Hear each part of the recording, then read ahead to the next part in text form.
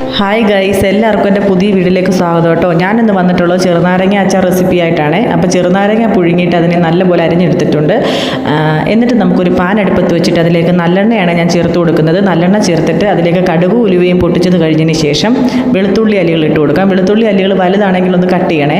Cut ചെയ്ത് കഴിഞ്ഞതിന് ശേഷം നമുക്ക് എരിവിനാവശ്യമായ പച്ചമുളകും ചേർത്ത് നമുക്കൊന്ന് വഴറ്റിയെടുക്കാം. ഇതിൻ്റെ ഇടയ്ക്ക് നമ്മൾ കറിവേപ്പിലയും കൂടെ ചേർത്ത് കൊടുക്കാൻ മറക്കല്ലേ. കറിവേപ്പിലയും കൂടെ ചേർത്തിട്ട് നമുക്ക് നന്നായിട്ടൊന്ന് മൂപ്പിച്ചെടുക്കാം. ഇതിൻ്റെ പച്ചമണവും വെള്ളത്തിൻ്റെ അംശവും എല്ലാം മാറുന്നിടം വരെ നമുക്ക് നല്ലപോലെ ഇളക്കി കൊടുക്കണം. അത് കഴിഞ്ഞതിന് ശേഷം ഞാൻ കുറച്ച് വെളുത്തുള്ളി ചതച്ചതും കൂടെ ചേർത്ത് കൊടുക്കുന്നുണ്ട്. നാരങ്ങ അച്ചാറിന് വെളുത്തുള്ളി ചതച്ചത് ചേർത്ത് കൊടുക്കുവാണെങ്കിൽ നല്ല ടേസ്റ്റാണ്. അപ്പം അതും കൂടെ ഇട്ട് കൊടുത്തിട്ട് നമുക്ക് നല്ലതുപോലെ മൂപ്പിച്ചെടുക്കാം. മൂപ്പിച്ചെടുത്തതിന് ശേഷം നമുക്കിതിലേക്ക് വറ്റൽ മുളകും കൂടെ ചേർത്ത് കൊടുക്കുന്നുണ്ട്. വറ്റൽ മുളകും കൂടെ ചേർത്തിട്ട് നല്ലപോലെ വഴറ്റിയെടുക്കണം. ഇത് വഴറ്റിയെടുത്ത് കഴിഞ്ഞതിന് ശേഷമാണ് നമ്മൾ ഓരോ മസാലകളും ചേർത്ത് കൊടുക്കുന്നത്.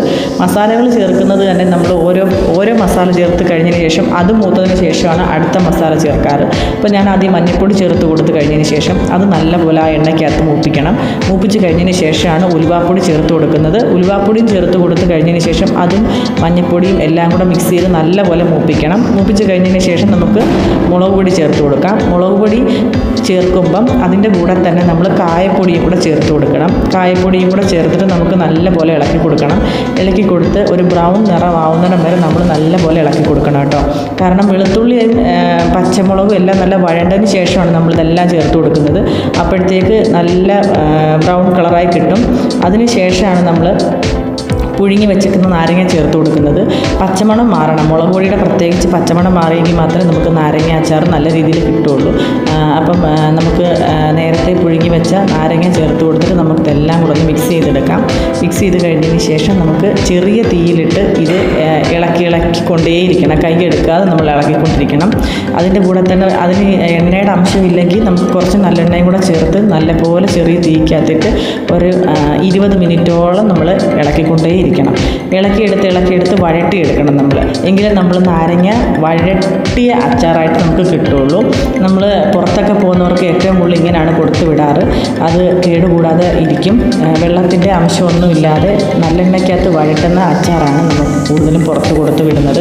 എനിക്ക് കിട്ടുന്ന ഓർഡറുകളിലെല്ലാം ഇങ്ങനെയുള്ള അച്ചാറുകളാണ്. സാധാരണ നമ്മൾ വീടുകളിൽ ഇടുമ്പോഴത്തേക്കിന് വെള്ളം പോലത്തെ അച്ചാറാണ് നമ്മൾ ഇടുന്നത്. ഇത് വഴറ്റിയ അച്ചാറാണ്.